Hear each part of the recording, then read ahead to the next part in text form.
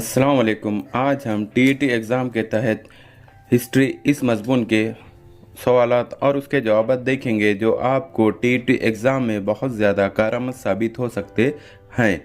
इससे पहले के वीडियो में भी हमने history, psychology, geography, math, Urdu और बहुत से मज़ामीन के क्वेश्चन और आंसर देखे हैं जो आपको बहुत ज़्यादा कारआमद साबित हो रहे होंगे। उसके साथ साथ हमने पेपर सॉल्यूशन भी देखा है जिसमें बहुत से सालों का पेपर फर्स्ट और पेपर सेकंड का तफसीली तौर पर जायज़ा लिया है जो आपको टीईटी एग्ज़ाम में बहुत ज़्यादा कारआमद साबित हो सकता है। अब यहाँ पर हिस्ट्री में सबसे पहला सवाल इस तरह दिया गया है कि हड़प्पा की तहज़ीब किस नाम से जानी जाती है, यानी जो हड़प्पा की जो तहज़ीब है वो किस नाम से जानी जाती है। तो यहाँ पर सही जवाब दिया गया है वो जाती है शहरी तमद्दुन के नाम से जानी जाती है। अब यहाँ पर अगला सवाल इस तरह दिया गया है कि वैदों की तहज़ीब को परवान चढ़ाने वाले बाशिंदे किस नाम से जाने जाते हैं।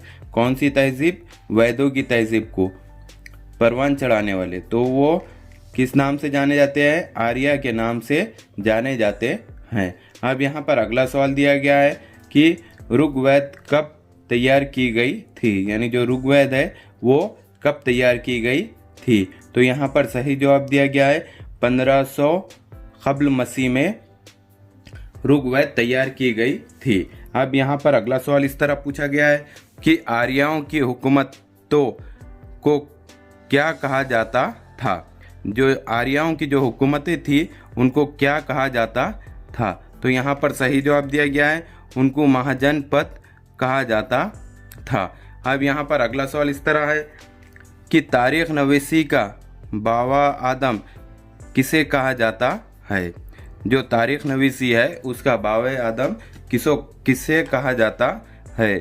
तो यहाँ पर सही जवाब दिया गया है हेरोडोटस को कहा जाता है। अब यहाँ पर अगला सवाल इस तरह पूछा गया है कि यूनान और किस नाम से जाना जाता है। जो यूनान है वो और किस नाम से जाना जाता है।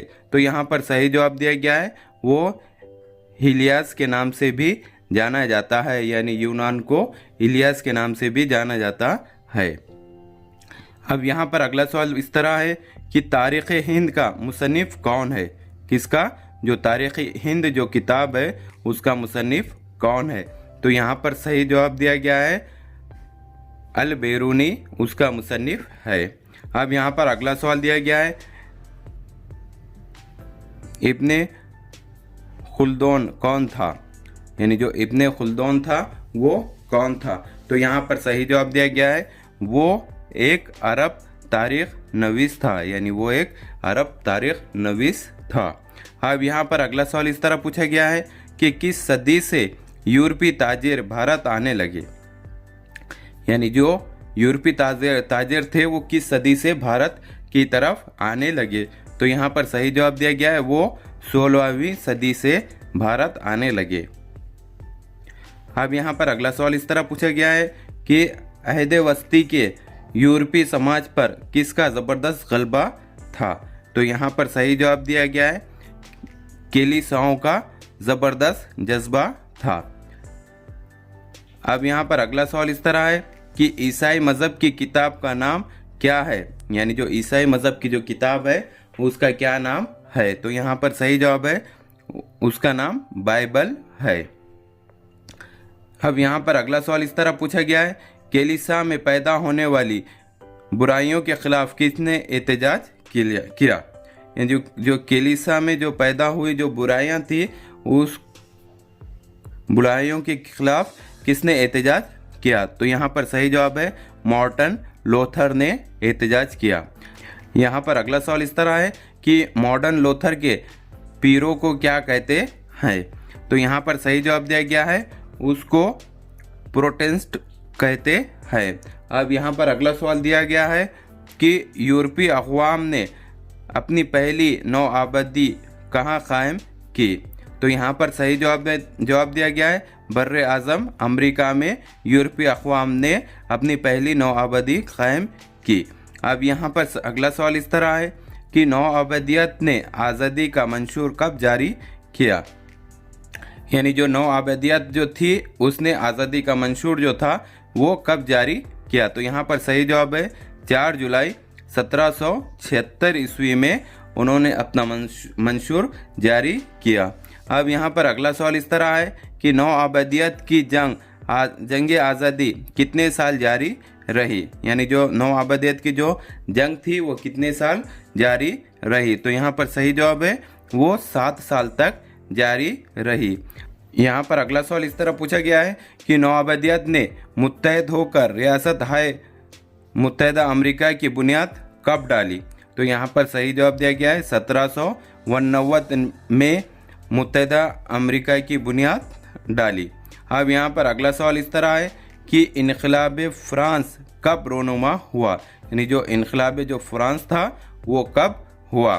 तो यहाँ पर सही जवाब दिया गया है वो हुआ 1789 ईस्वी में। अब यहाँ पर अगला सवाल है कि फ्रांसीसी बादशाह किस तर्ज हुकूमत के हामी थे। यानी जो फ्रांसिस के जो बादशाह थे, जो फ्रांस के जो बादशाह थे वो किस तरह की हुकूमत चाहते थे। तो यहाँ पर सही जवाब है ये वो मुतलकुल अनान हुकूमत चाहते थे, यानी बादशाहत की हुकूमत चाहते थे। अब यहाँ पर अगला सवाल दिया गया है कि इख्तिदार की बागदौड़ अवाम के हाथों में होनी चाहिए, ये नज़रिया किसने पेश किया। कि जो इख्तिदार है, जो हुकूमत है, उसकी बागदौड़ यानी हुकूमत चलाने की बागदौड़ अवाम के हाथ में होनी चाहिए, ये किसका नज़रिया था। तो यहाँ पर सही जवाब है वो रूसो का नज़रिया था।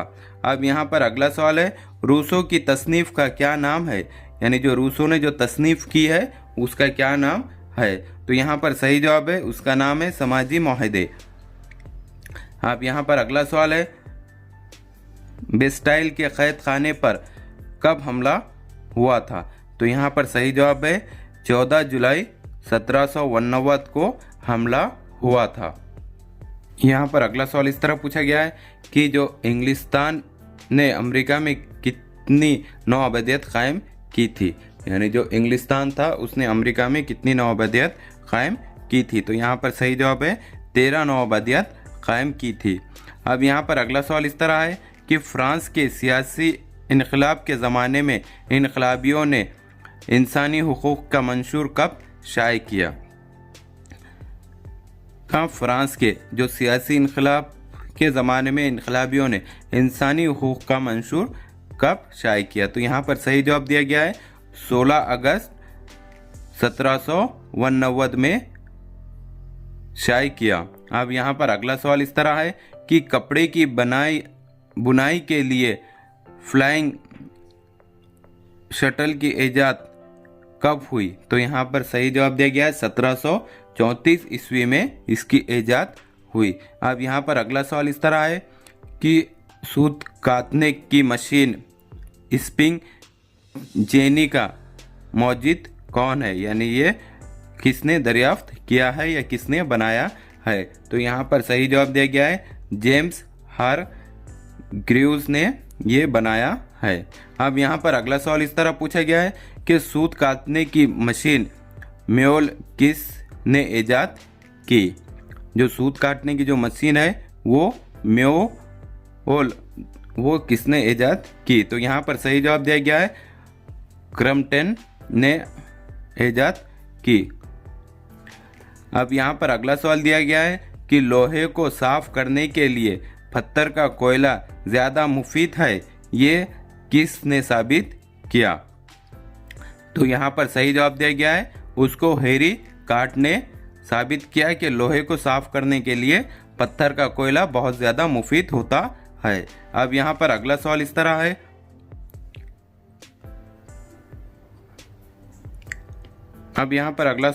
पूछा गया है कि सेफ्टी लैंप किसने ईजाद किया। तो यहाँ पर सही जवाब दिया गया है हेम्फ्री डेवी ने ईजाद किया। अब यहाँ पर अगला सवाल इस तरह है कि पत्थर से पक्की सड़क बनाने की टेक्निक किसने ईजाद की। किससे पत्थर से जो पक्की सड़क जो बनाई जाती है वो किसकी टेक्निक थी या फिर वो किसने वो टेक्निक को ईजाद किया। तो यहाँ पर सही जवाब दिया गया है जॉन मैकडॉम ने उसको ईजाद किया। अब यहाँ पर अगला सवाल दिया गया है कि भाप की मदद से चलने वाली कश्ती कब तैयार हुई। किसके मदद से? भाप की मदद से चलने वाली कश्ती कब तैयार हुई। तो यहाँ पर सही जवाब दिया गया है 1802 ईस्वी में वो तैयार हुई। अब यहाँ पर अगला सवाल दिया गया है कि नवाब अली वर्दी खान कहाँ का नवाब था। तो ये बंगाल का नवाब था। नवाब अली वर्दी खान ये बंगाल का नवाब था। अब यहाँ पर अगला सवाल दिया गया है कि नवाब अली वर्दी खान के इंतकाल के बाद कौन तख्त नशीन हुआ। तो यहाँ पर सही जवाब दिया गया है नवाब सिराजुद्दौला तख्त नशीन हुआ।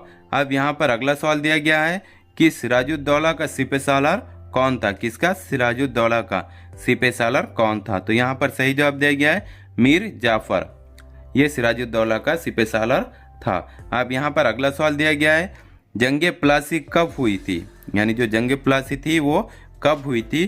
तो यहाँ पर सही जवाब दिया गया है वो 23 जून 1757 ईस्वी को हुई थी। कब हुई थी? 23 जून 1757 ईस्वी को जंगे प्लासी हुई थी। अब यहाँ पर अगला सवाल है कि जंगे बक्सर कब हुई थी। अब जो जंगे बक्सर है वो कब हुई थी। तो यहाँ पर सही जवाब दिया गया है वो हुई थी 22 अक्टूबर 1764 ईस्वी को जंगे बक्सर हुई थी। अब यहाँ पर अगला सवाल है कि हैदर अली का इंतकाल कब हुआ था। जो हैदर अली जो थे उनका इंतकाल कब हुआ था। तो उनका इंतकाल 1782 ईस्वी में हुआ था। अब यहाँ पर अगला सवाल दिया गया है कि सुल्तान टीपू कब शहीद हुए थे। तो यहाँ पर सही जवाब दिया गया है कि वो 1799 ईस्वी में शहीद हुए थे। अब यहाँ पर अगला सवाल दिया गया है कि पानीपत की जंग कब हुई थी। कौन सी जंग? पानीपत की जंग। तो यहाँ पर सही जवाब दिया गया है वो 1761 ईस्वी में हुई थी। अब यहाँ पर अगला सवाल है कि लॉर्ड वेलोजी कब गवर्नर जनरल बनकर भारत आया था। तो यहाँ पर सही जवाब दिया गया है कि वो 1798 ईस्वी को भारत गवर्नर जनरल बनकर आया था। अब यहाँ पर अगला सवाल इस तरह है कि माहिदा वसी कब हुआ था। जो माहिदा वसी जो था वो कब हुआ था। तो यहाँ पर सही जवाब दिया गया है वो हुआ था 1802 ईस्वी में। अब यहाँ पर अगला सवाल दिया गया है कि सूबे सिंध पर अंग्रेजों कब कब्जा किया, यानी अंग्रेजों ने कब कब्जा किया। किस पर? सूबे सिंध पर। तो यहाँ पर सही जवाब दिया गया है 1843 ईस्वी में अंग्रेजों ने सूबे हिंद पर कब्जा किया। अब यहाँ पर अगला सवाल दिया गया है दो अमली निज़ाम हुकूमत किसने जारी किया। कौन सी? दो अमली निज़ाम हुकूमत। तो अब यहाँ पर सही जवाब दिया गया है उसको रॉबर्ट क्लाइयो ने जारी किया, दो अमली निज़ाम हुकूमत को। इस तरह के हमारे एजुकेशनल वीडियो देखने के लिए हमारे चैनल को सब्सक्राइब करें, बेल आइकन दबाएं, लाइक करें, शेयर करें और आगे की वीडियो देखने के लिए हमें कमेंट्स करें। Thank you.